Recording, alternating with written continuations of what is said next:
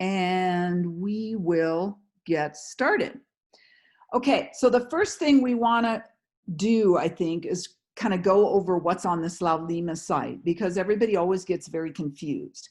So the first thing I'm going to do is share my screen so you can see my Laulima, and so I can point out to you. We're going to probably use the 358, and basically what's happening is the 358 students, which are undergraduates, will be taking the basics. The graduate students will be expected to get through all those basics because a lot of them haven't had any of this stuff. And so in order to solve that issue, they'll be doing the same sets of 5 homeworks and 5 assignments as the undergraduates. And then there's some more assignments, which are really more advanced work.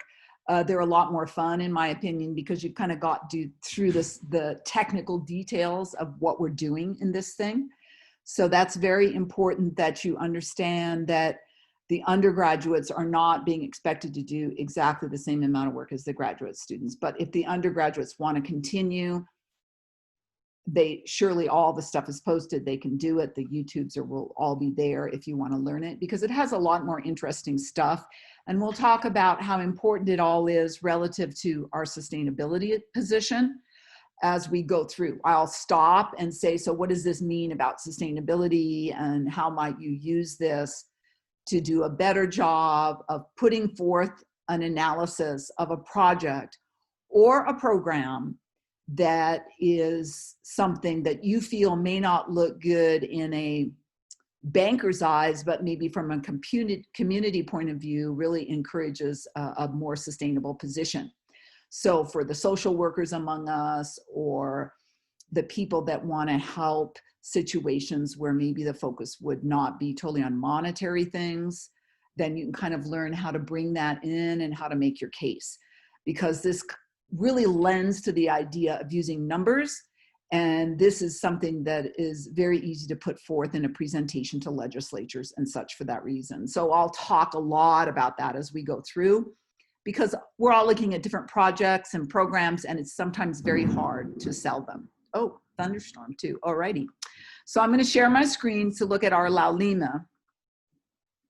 Hopefully, here we go. So what you should see on here is sharing my Laulima. So let me bring it over. And here's what your Laulima resources section looks like. And you see your banner down the side with other things you can do. This is actually the resource section.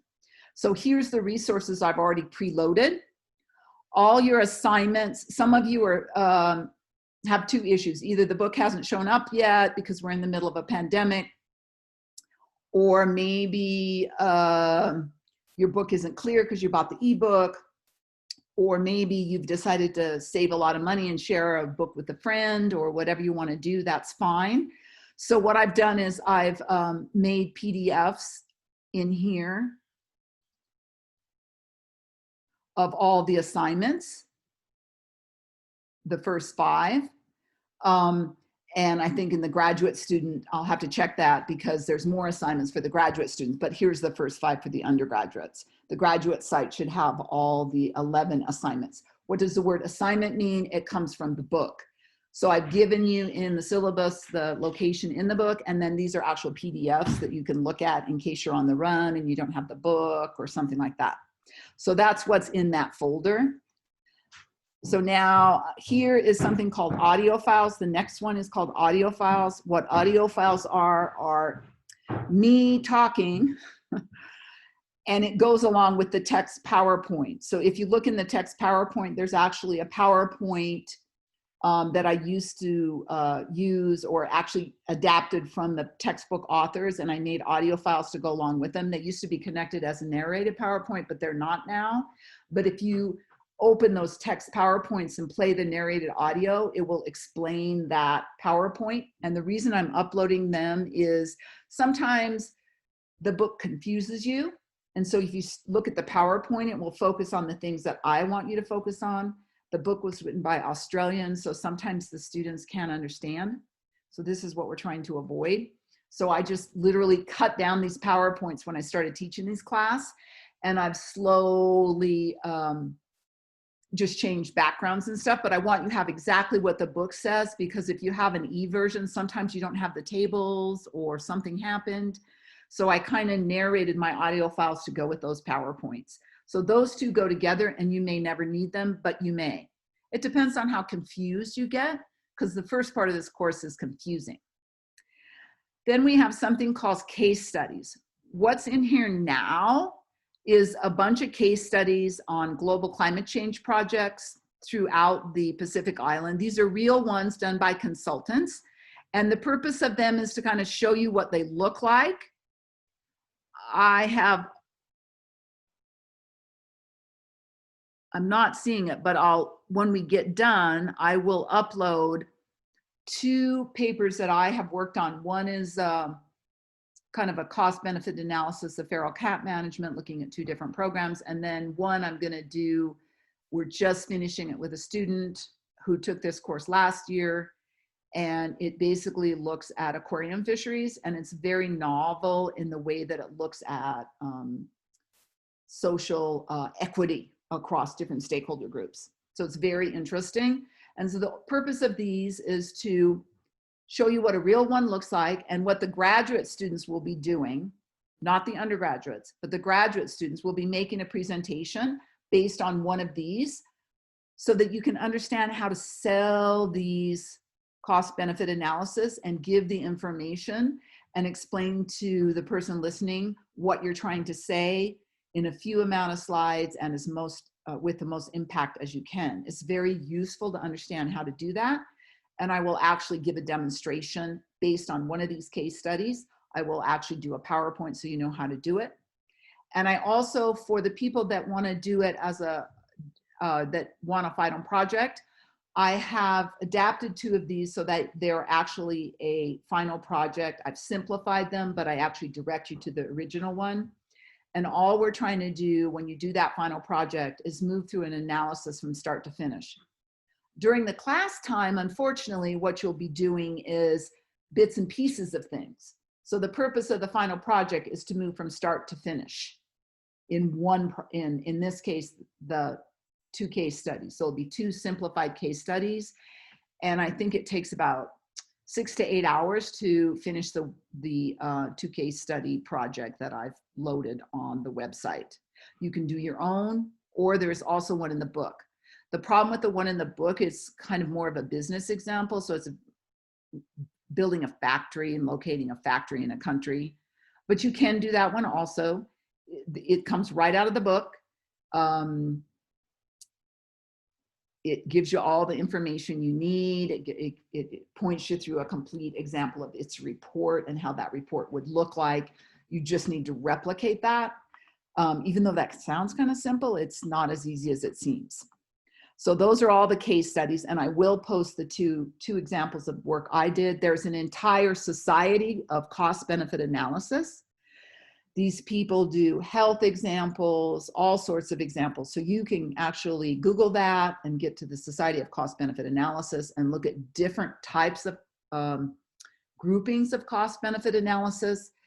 It is, in fact, widely used. So that's what's in that section of resources. The next section is what we call a BCA Overview. That was written by me, and it basically is to assist you with the assignments. So the homework. So 5 homeworks are based on this. And I'm going to tell you why I'm giving it to you. First of all, the book sometimes is a bit hard to understand.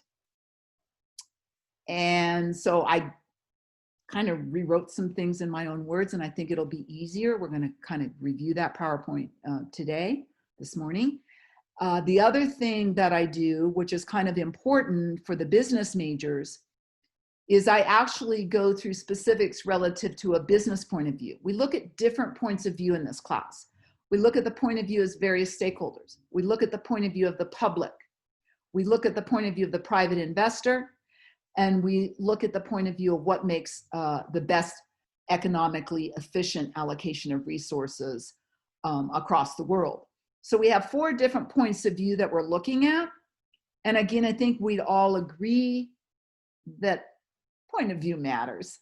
How you look at things matter. And when we're all coming together in community to be sustainable, this becomes very difficult.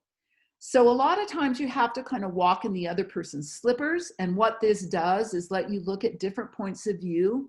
Your clients will have different points of view. And the people that they're trying to negotiate with to do projects have different points of view.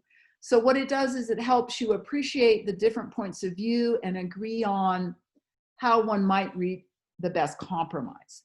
Because, and again, to be sustainable, we have to be respectful to all these different things. So this allows you to really understand what the, I don't know, opposition or other side may be thinking and try to work to a better outcome.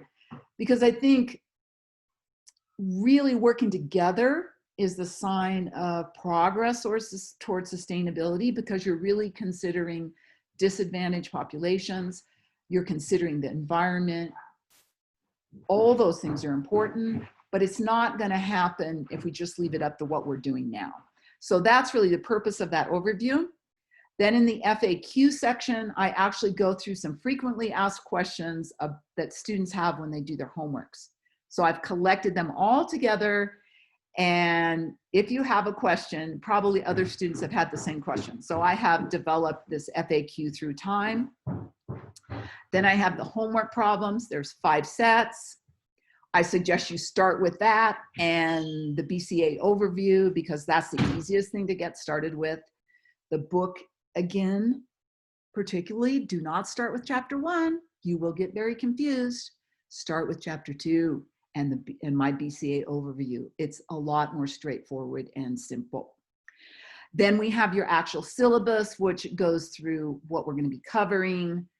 It goes through how you submit things. Let me just point out that what I'm asking you to do is put everything in your Dropbox, submit everything in your Dropbox, identify it with your last name as the first word in the title. I don't care if you say NREM 358 or 658. I know what it is, but put it in that Dropbox and tell me when you do it. Because if you tell me, I will try to grade it within 24 hours. And I will give you, and I encourage you to, submit Excel spreadsheets for anything. You can submit a Word file for things that don't require Excel, but much of the course requires Excel and is easiest done on Excel. And if you need to do a word answer, you can insert a text box. And I will try my hardest to correct everything you turn in within 24 hours, and you get one chance to submit.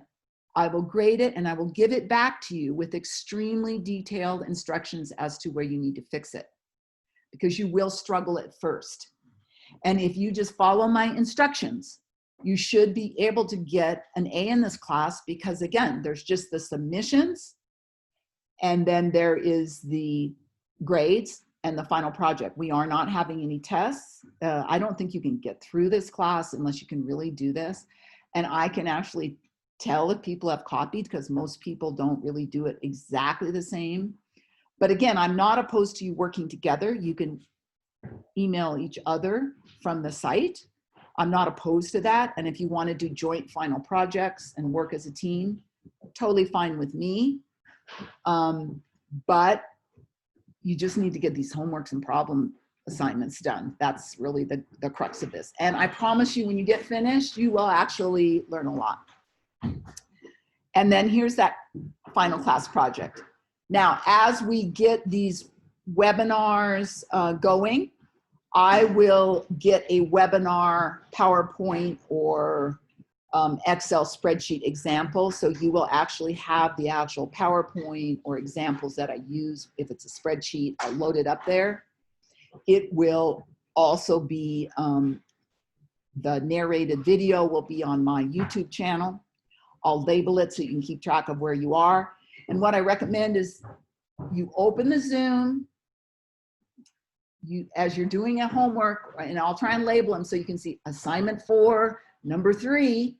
Oh, assignment 4, number 3, let me open that up. Let me listen to the Zoom webinar associated with that and do the assignment right there as you're listening to it. That's the easiest way to do it, because you get kind of lost in the book. So I try really with all this to point you exactly to the part you need to know. so that you can thoroughly learn it. And when you get done, you should be able to do this very easily on Excel. You should be able to use it for your personal financial management. It's a very great tool. So that's really what we're trying to learn, is how to do Excel, also how to do financial analysis, how to think like an economist so we can look at the economic perspective, how to handle special situations. And I also teach you a little bit of accounting, because for business applications, it does impact the financial analysis. The government sets rules and regulations on how we have to do things. So sometimes that affects the profitability of an investment. And so if you're working with a business person, you have to understand that too. So this is very multidisciplinary, but sometimes students get confused because it's not their area. So that's where we are. Does anybody have any questions before we launch into the rest of the lecture? Okay, so we're gonna stop the share, and I'm gonna share again, and I'm gonna show the actual PowerPoint that we're gonna be using. So we're gonna go over this one. Okay. Okay.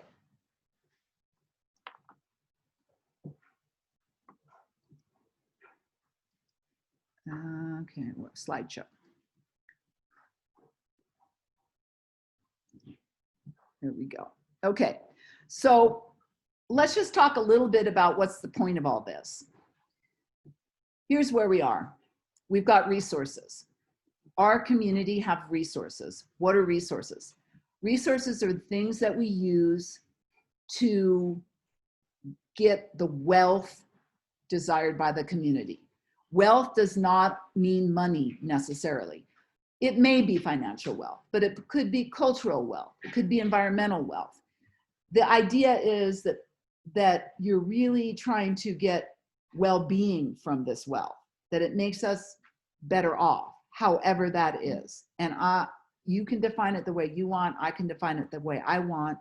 But the way we get to a better place is through using our resources. So a resource often can get used up. Some of them are renewable, some of them are not. But we are going to look at this in a decision-making framework that says, well, we have two options. We can save the resource and use it in the future. Just don't touch it at all. Or we can use it now and we can get present well-being. Now, if we were trying to be sustainable, what would we be doing? What would be our goal here in this drawing if we were sustainable? Utilizing resources while maximizing resources for future use and availability. So what you're really trying to do is have future well-being equal to present well-being, right? Nobody in the future is going to be better off or worse off than we are today. We're not going to take advantage of future kids so we can have more today, right? Do you kind of agree? I mean, in a simple term, we want to equalize. We don't, yeah, Alexis was right. We do want to equalize. We're trying to get ourselves not having too much today and nothing tomorrow, but not having a lot tomorrow and nothing today. Because a lot of people, can't wait till tomorrow. When you're poor, waiting for 3 years, that's a big deal. So that's a problem. So that's what we're really facing in a drawing sense. And that's what we're really looking at in this class, is how are we going to make these decisions, whether to save it or use it? Save it or use it. It's a tough one. Okay. Then if we decide we're going to use it, the next question becomes, how do we use it? One thing that seems to always win out is profits, right? So we're going to use stuff to generate profits. We're going to cut down forests and we're going to make furniture. Those are market goods and services because you buy and sell them on a market. The consumer is going into Walmart. What are they saying? I don't want this money. Walmart, take my money. I want that furniture. That's what you're saying. No one is forcing you to buy things at Walmart. If you don't want to shop at Walmart, don't shop there. Those market goods and services offered by Walmart will then eventually disappear because no one wants to shop there. We do a lot of claiming and finger pointing, but the reality is, if it's a market-driven thing, if we consumers just don't buy it, that good and service will go away. We're voting with our dollars. It's not bad in this class. Vote away. If you want something produced, vote with your dollars. Don't buy stuff you don't want and then wonder why we got a problem here. The next thing we often do is we use goods and services that are non-market goods and services. These are not things that are bought and sold on a marketplace. For example, good schools. Some of those are bought and sold in a market, right? Private schools that are really good, you can buy and sell. But public schools, if you're a state resident, you get to go there. You don't have to pay. Roads. Do we pay to drive on H1? No. Non-market goods and services. Police officer. Well, let's not talk about that one. Let's stay away from that one. Firemen, fire people. When they show up to save us from a fire, we don't pay them before they start saving us. That's a non-market good or service. In general, non-market goods and services are not provided by businesses usually. They're usually provided by governments, because governments step in when the market doesn't do what we need them to do. We need schools. A school will not be provided to every person that needs to go to school or wants to go to school. So we have the government do it. So that's a public good that we think we all need access to. We all need access to certain services, roads, parks, all these sorts of things. But you're not paying for the park every time you walk in. You go to public beaches in Hawaii, you don't pay when you walk to the beach.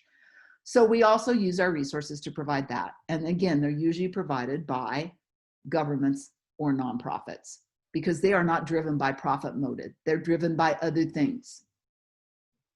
What other things is debatable? We can debate that.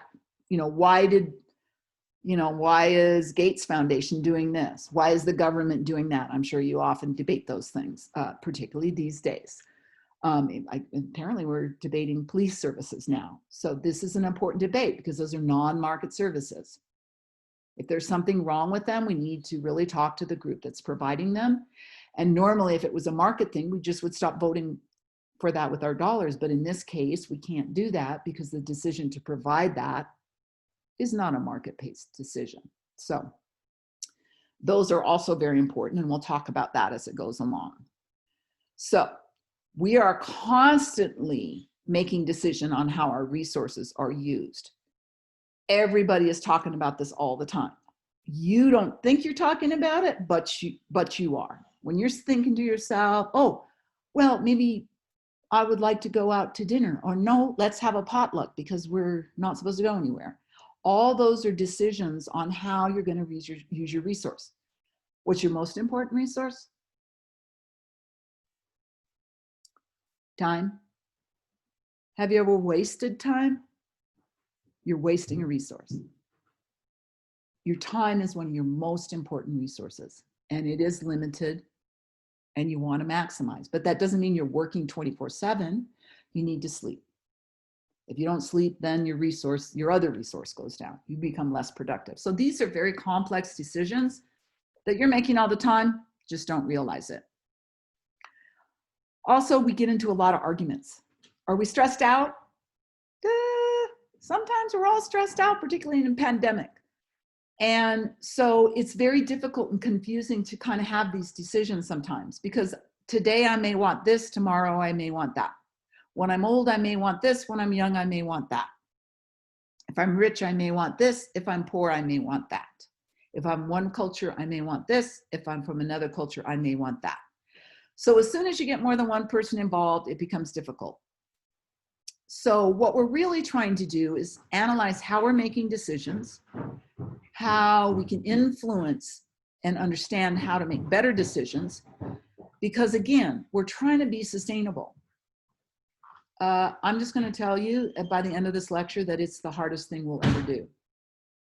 And it's a long, long road. And every day we have to do better.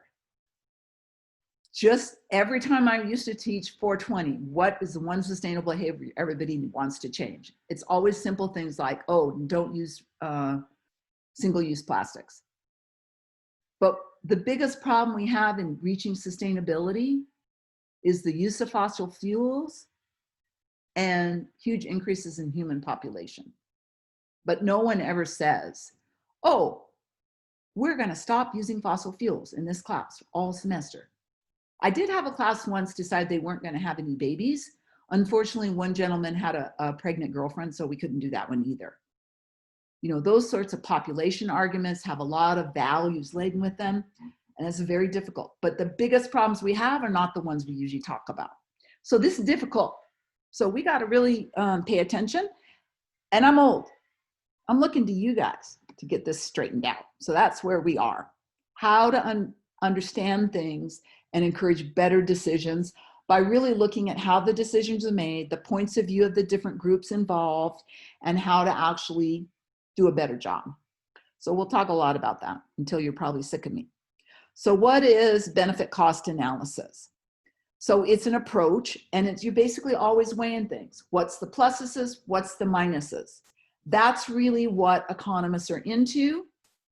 And you're really trying to get really quantifiable about it by really saying, what did I give up if I do this? And what did I gain? So we're constantly weighing it, constantly weighing it. Unfortunately, because you can't add, okay, this is going to make me feel good, and this is going to make my family happy, and this is going to help them too. But how do you add up my happiness with the family being able to do more things together and the community feeling good? It's not like you can add this up on a calculator. So we try to put everything in monetary terms. Major problem. This is a major problem. How do you measure all this stuff? How do you add this stuff? It's very difficult. And the other thing is it's very alienating because it's very money centric. So this is a problem. People sometimes think of me as, oh, when money must talk to the economist. I'm like, no, I don't talk about that. I talk about how we use resources to increase well-being. That's what I talk about in my mind. Not about money. Money is just a measuring stick, and we have to have it to add up your benefits, my benefits, and their benefits over there. So that's where we are. So again, another thing, particularly because we do have some business students in the class, we're looking at economic feasibility and financial feasibility. BCA is really economics. So you're really looking at all costs and benefits here: social, environmental, and distributional, social equity. And you're trying to net them out. How much does it cost you to do this project? Who gets the benefits? And really trying to account for them fully and include the entire community. That's really what you're trying to do with BCA. But when you're doing straight financial feasibility, you're usually looking at a situation where it's a group driven by net profits. The objective is a single objective: profit maximizing. There is nothing wrong with that if you're a business. That's what businesses do. So what the problem is, though, is that it's really focusing on these monetary goods and services and those kinds of values. So if something is somehow missing an economic, financial value because, oh, it's just not profitable, then somehow we think it doesn't matter in financial feasibility, but not in benefit cost analysis. So it really is why we're talking about it in this class. But if in fact everybody involved in the project is a business, it's okay to go ahead and assume that financial feasibility is the same as benefit cost analysis, because the group only cares about net profits, and that's the only people involved in making the decision and the only people affected. So that's the difference. It isn't something that I necessarily think about, but some people get very hung up on this because of this preoccupation with the monetary side. So let's just give an example here. So we've got this toothpaste that we use every day. Toothpaste has many, many benefits. It's supposed to remove the plaque and food from your teeth with abrasives, and we're supposed to brush every day, and our dentists tell us to do that. The other thing we're interested in is fresh breath. We like that. Some of us are concerned about our calories, or fluoride. because of our cavities. If you're a little kid, you're a parent, you worry about that. And last on my list, and one that I think that Americans are completely preoccupied with, is these nice white teeth. Everywhere you go, the most preoccupation occurs among Americans when it comes to white teeth, and straight teeth, actually, by the way. So that's another reason. So when you're deciding which toothpaste to buy, how do these benefits stack up for you, and how much are you willing to pay to buy the toothpaste that provides them? Who buys the name brand? Anybody always buy Crest? Do we have any dedicated Crest users? Who buys the store brand? Well, you may have a decision criteria. Some people just always buy Crest. Some of us are willing to pay a lot more for those whitening toothpastes. They're more expensive.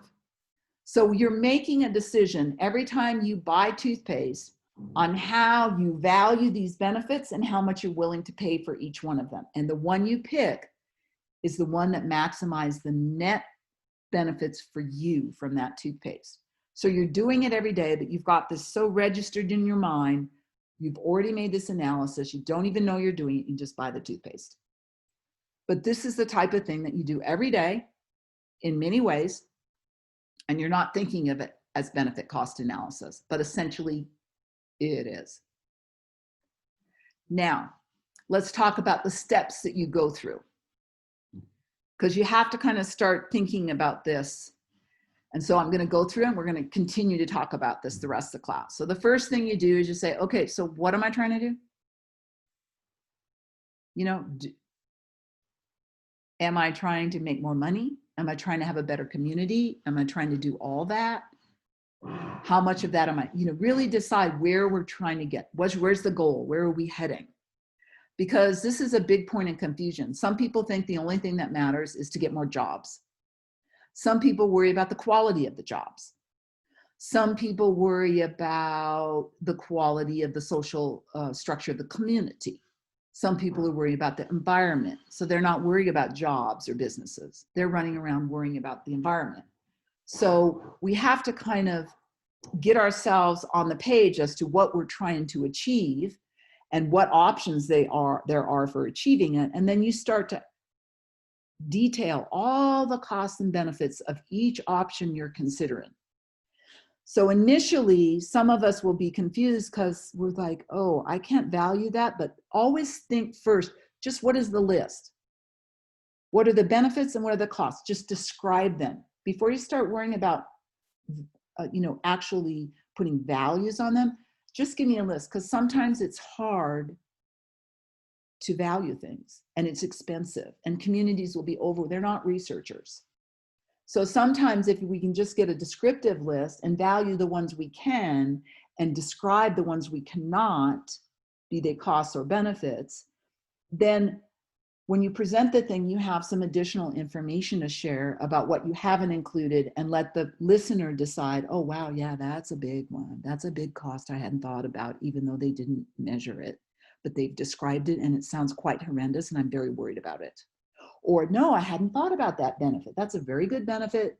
They didn't measure it, but this looks like a pretty good project, on top of the fact we get these other benefits that they didn't measure. So definitely you always start with a thorough qualitative description. Then you start valuing everything. And then once you have all the costs and all the benefits, you add them up.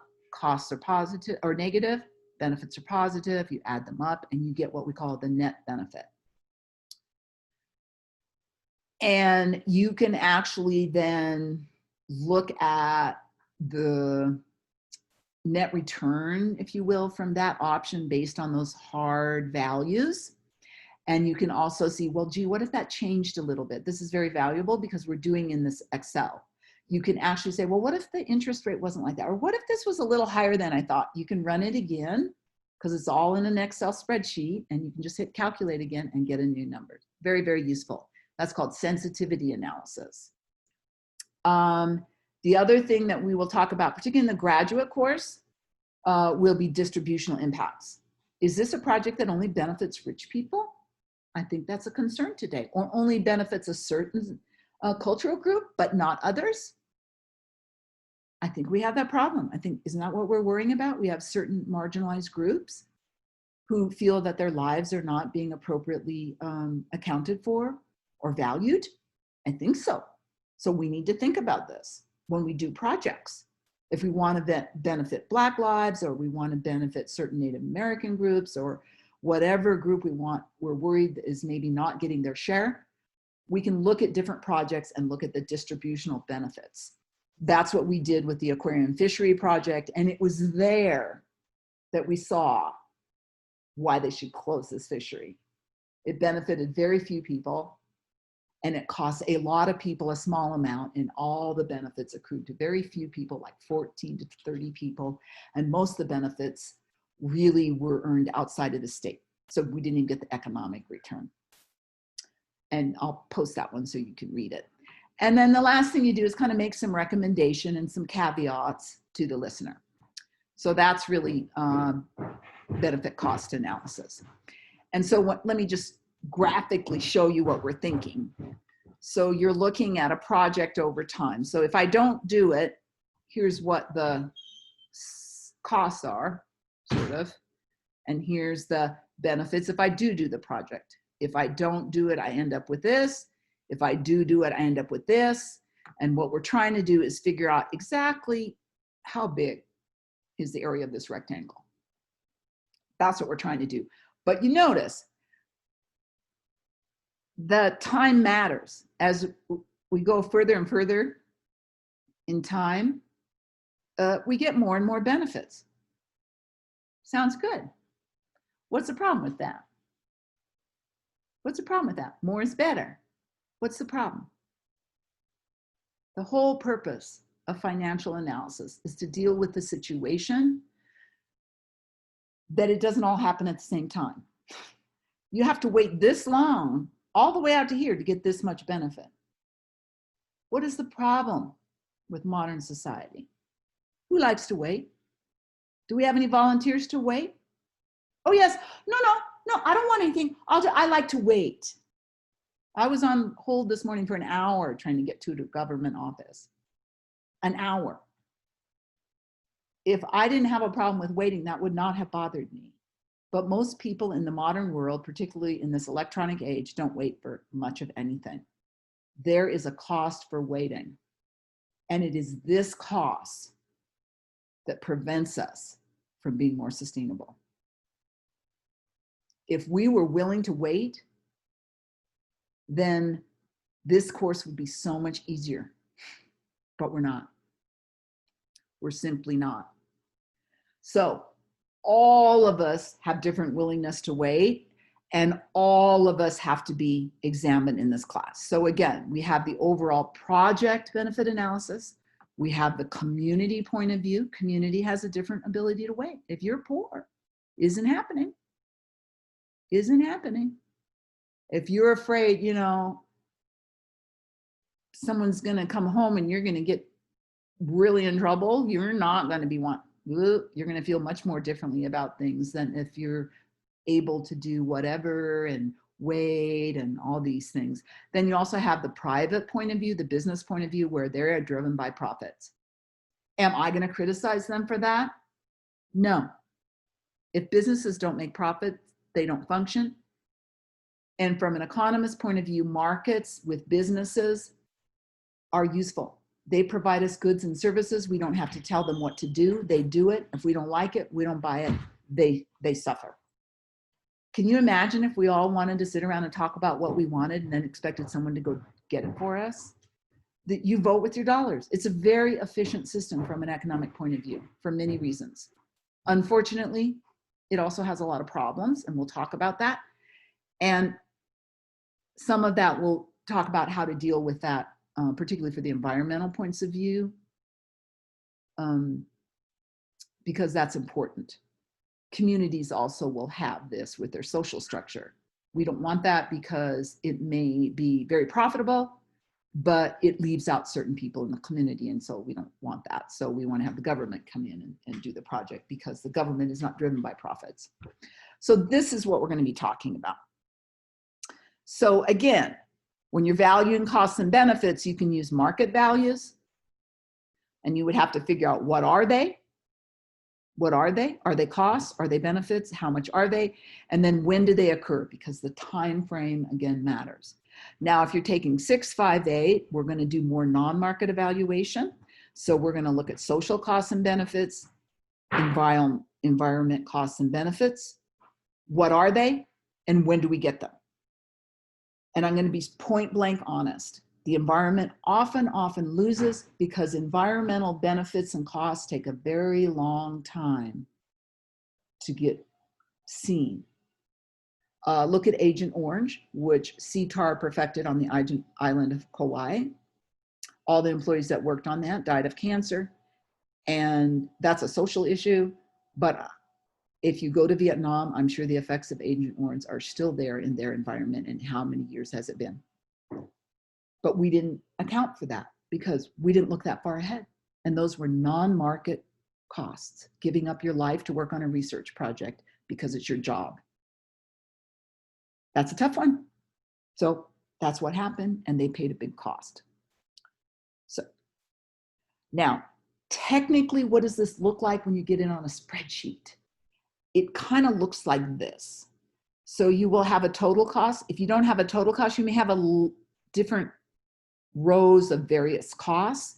Again, they're entered as negative numbers with a minus sign because they're costs. Benefits are entered with a positive sign. What I recommend is that you have more than one cost. You try and enter each one individually with a description. You have links that go to another part of your web sheet if you need to do some sort of explanation or calculation on how you calculated it, like 5 of those times $5 each cost me this much.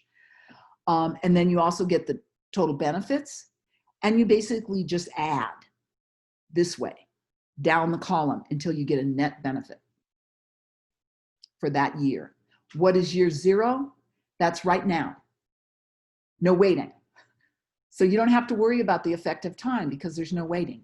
But every year after, year 1, year 2, year 3, year 4, you have to do an additional tax. So what you got to do is get your net benefit, bring it down to here, get your net benefit, that's here. This net benefit is here, but you can't just add those up. You've got to move all these ones from year 0 to year 10, somehow have to be moved back to year $0. Then you can add everything up and pick the one with the biggest number, the highest net benefit. But you can't just add them up because they don't occur in the same time. And if they don't occur in the same time, we have a waiting cost we need to account for because I waited and I waited and I waited and I waited. So I got to account for that cost of that time of waiting.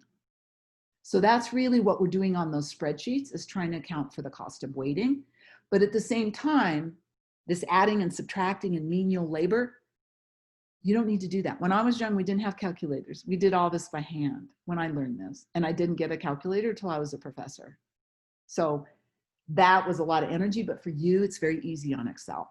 And you can change one number if something changes and recalculate everything. It's very convenient. So that's what the picture of what we're doing. And so again, we're going to do now a process, which is really this cost of waiting, called discounting. So it's a process that moves any money or value, if you will, received for any year that isn't year 0. So year 1, year 2, year 3, and you're going to use something called the discount rate. Now, economists call this the opportunity cost of waiting. Mine is different from yours. Some people are more impatient. Some people may not have long to wait. You know, I'm 85. How much waiting do you think I'm going to be doing? I'm 2. How much waiting do you think I'm going to want to be doing? So this is difficult. But usually in your case, lucky, I'm going to give you a cost of waiting. But figuring out your own cost of waiting is very difficult. But in reality, it's your cost of waiting. I can't tell you. But for a client, they need to tell you what their cost of waiting is. If you're doing your own financial stuff or your own analysis, you come up with a cost of waiting. If I'm asking you to do it in class, it's usually I give you a waiting cost. So And then you discount. So anything other than year zero. In year zero, we don't need to wait. So you can just add them up and figure out net benefits. If it's not year zero, if it's year 1, 2, 3, or however long, then we have an Excel formula that was going to figure this all out for you. All you got to do, again, is come up with this table, enter the formula, and it's going to magically give you an answer. So your challenge is to come up with this table and learn how to do the formula. It's pretty straightforward once you understand what you're doing. Okay, so let me just talk about this interest rate, because this cost of waiting is what's preventing us from being sustainable. If we value the future the same as we value now, what would be our cost of waiting?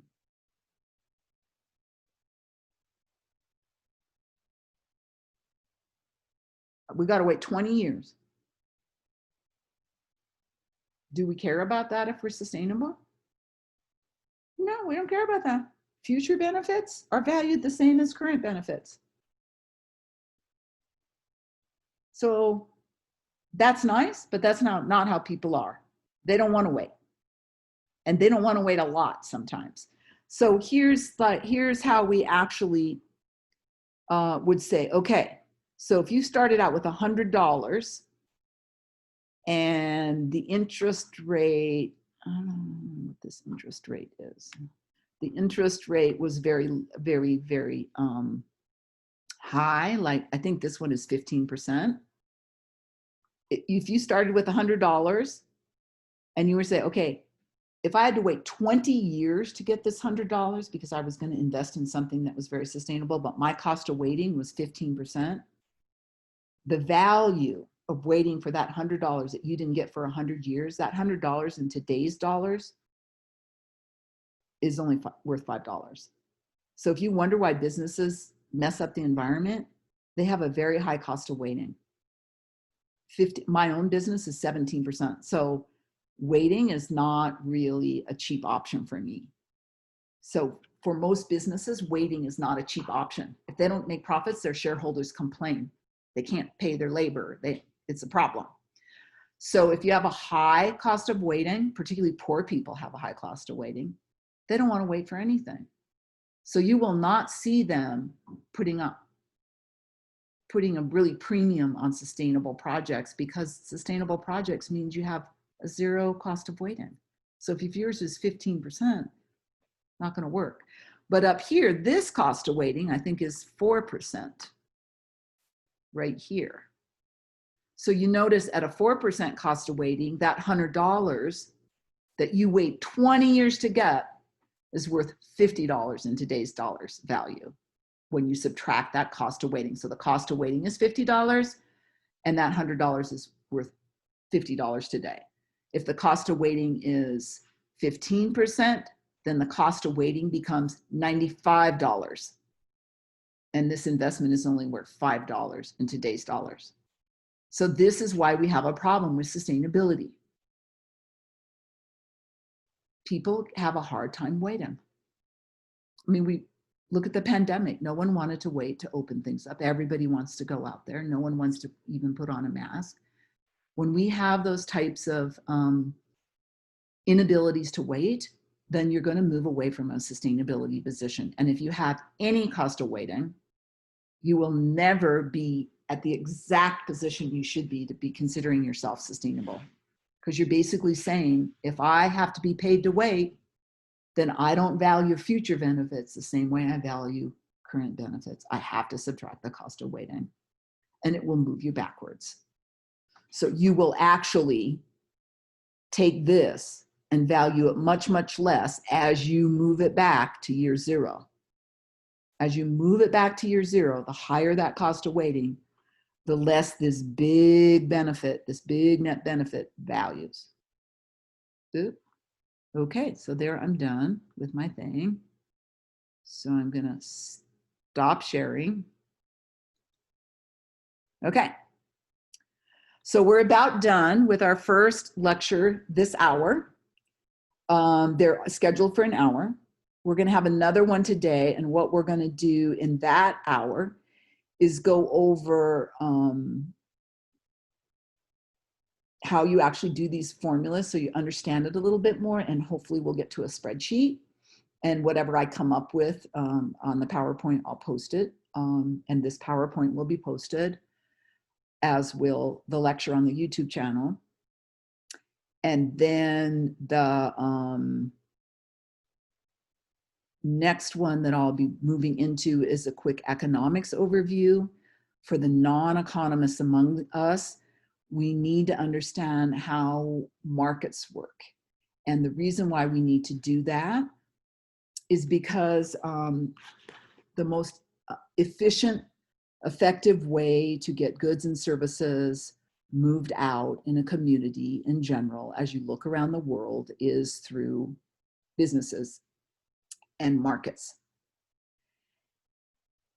It just appears that way. I love communism, not a problem for me, but that is not supposed to be a market-driven operation. And as you look around through history, markets tend to predominate because they're very efficient. Because consumers can come together with producers and vote with their dollars. You can vote on your values. Businesses try to satisfy you. No resources has to be expended by the government or anybody else. If you mess up, you bear the cost. Consumers vote with their dollars so they can go move on to the next business and spend their money there. So that's really, and you have to understand what's good about markets. That's good about markets. But sometimes markets don't function well because not all costs and not all benefits are market costs and benefits. So sometimes markets are broken and we have to come in and try to improve them. And that is a job of government. On the other hand, unfortunately, I think all of us would love everything to be less expensive. In fact, I talk to students, oh, gas prices have gone down. I think I'm the only person that constantly wishes gas prices would go up. Why do I want them to go up? If they were higher, we would consume less fossil fuel. Simple as that. You don't have to tell me. You don't have to convince me. Charge me more and I'll stop. What's good about that? Saves the environment. I feel good about that. But most people want cheaper gas. And then when they get cheaper gas, they buy more SUVs and trucks. And so, oh my gosh, we want cheaper gas and then we make it even worse for the environment. And we have a big problem with higher gas prices. And we keep trying to get cheaper ones. And I keep saying, no, let's have more expensive ones. So this is the problem we're talking about. And the reason why we have that problem is there is a non-market cost of using fossil fuels that's not included in the gas price. And the only way to include it is to tax the gas price so that you can take care of these negative environmental impacts. Let me see. Who wants to pay more taxes? Please raise your hand. That's the problem. The solution to our behaviors and trying to have a more efficient market is to tax us more, and nobody ever likes taxes. So these are very thorny discussions that we'll get into. But that's kind of the short overview of where we're going to try and go.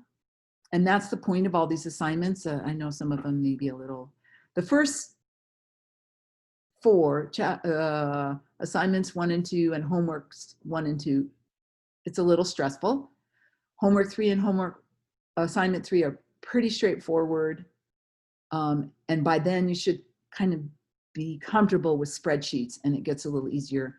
Although let me just say that chapter 5, assignment 5, and homework 5 can be very difficult for those among us who are not economists. I will try to lead you through it. I have given you specific suggestions in the FAQ for homework 5 and assignment 5. And I will try my best to explain it to you several times because, again, what it relates to is the gas price example I gave. Most people want the price of gas to be lower, especially poor people. But the reality is it's best for all of us if the gas prices is higher.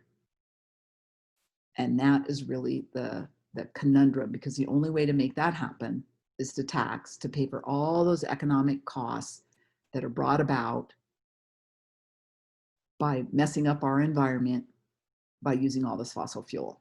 So it's very interesting. And I think as we look at the results from this lack of travel due to the pandemic, is it just me that's reading all these wonderful articles about those happy animals and plants who are doing so much better now that we're not using all this fossil fuel? And the airlines are going bankrupt, and all of us trying to get a flight are going crazy, and it's expensive and we can't get one and they're long. Oh, gosh. So this is the discussions we're going to be having all semester. Does anyone have questions? Is assignment 1 and homework 1 and assignment 2 and homework 2 due today, or like before, or 7, or on the 12th? On the 12th. I tell you what you should be starting on. So if it's listed at that week and then you look later down in the syllabus, it says when it's due. But let me be very, very honest. If you miss the due dates, there will be no penalty. But what you're going to do is avoid getting started. I recommend you don't do that. You get started. If you have a question, email me, or we can have a hangout, a Google Hangout or a Skype or whatever you want to do, phone call, whatever you prefer. But once you hand that into your Dropbox, that's your first grade. I'm gonna go through and grade it, and I'm gonna tell you what the grade is, and I'm gonna tell you how to fix everything. But what you're gonna tendency to do, oh, let me just read. No. You need to actually every time pull out a spreadsheet and try to do that problem. You will not know what you do. And if it's just, gee, I don't understand, then tell me that. Don't sit there for a week. Luna, I want you to get started. And if you have a question, email me right away, and I will start pointing you in the right direction. So a lot of this work will be you just asking me stuff, and I'm happy to be there for you. But you do need to tell me if you've turned something in. So you get all the free questions. You can ask me anything. You can even, and I've had this happen, as my students are doing the assignments, they'll send me like 6 emails in an afternoon. Oh, I got this answer for question 3. Does that sound on the ballpark? And I'll say, yeah, good job. Or I'll say, gee, did you try this? Because I can tell sometimes where you messed up because I've graded these a lot. And so I kind of know certain answers that said you did this or that. So I'll point you in the direction. That's a freebie. And all you got to do is get these assignments in. And if you can't get 100% on every one of them, or at least a 90%, I would be very surprised, because I give very specific suggestions, and give me those spreadsheets, not in a Google Doc, in an Excel spreadsheet. So if you're doing it in Google Docs, download it as a spreadsheet, hand it in, I'll give it back to you. Then you can open it up and work on your Google Doc or Google Sheet and correct it.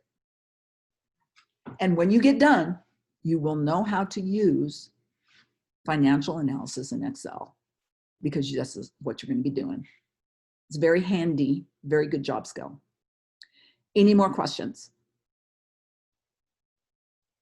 Okay, so what I'm going to do is I'm going to post this PowerPoint under webinar. I'll give a date, today's date, and then I will upload the video to my YouTube channel, and you can watch it. And then I think I have another lecture today, because we need to kind of get our feet wet so we can get started. Anybody has more questions?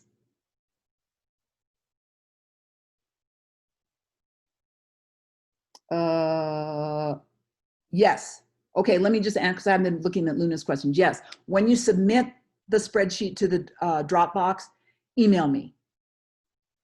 And then I'll go right in and retrieve it. Otherwise, sometimes people say, well, it's been in there for a week. And I'm like, well, I didn't know you turned it in, so I didn't look in your Dropbox. Because some of you will turn in a whole bunch of stuff all at once, and other people won't turn in anything. And then I have to go check every time that you've handed something in. So just let me know. And be sure and put your last name on it, so I know whose it is. Don't put your first name, put your last name.